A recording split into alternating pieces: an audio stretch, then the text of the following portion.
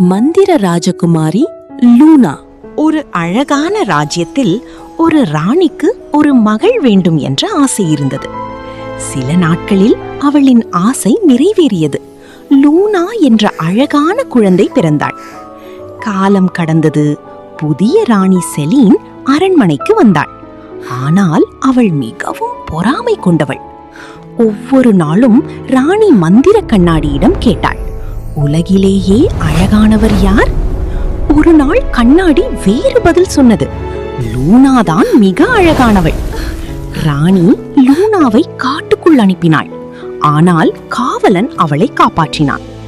பல மணி நேரம் நடந்த லூனா ஒரு மந்திர வீட்டை கண்டாள். அங்கே வாழ்ந்த 7 கண்டுபிடிப்பாளர்கள் லூனாவை அன்புடன் வரவேற்றார்கள். ஒரு நாள் வேடமிட்ட ராணி விஷம் கலந்த மாயப்பழத்தை கொடுத்தாள். ஒரே ஒரு கடி லூனாவை ஆழ்ந்த மந்திர தூக்கத்தில் ஆழ்த்தியது. சில நாட்கள் கழித்து ஏட்ரியன் என்ற இளம் இளவரசன் அங்கே வந்தான். அன்பின் சக்தியால் லூனா மீண்டும் விழித்துக் கொண்டாள். அதன் பிறகு அவர்கள் அனைவரும் சந்தோஷமாக வாழ்ந்தார்கள். கதையின் நீதி, அன்பும் நல்ல மனமும் தான் உண்மையான அழகு.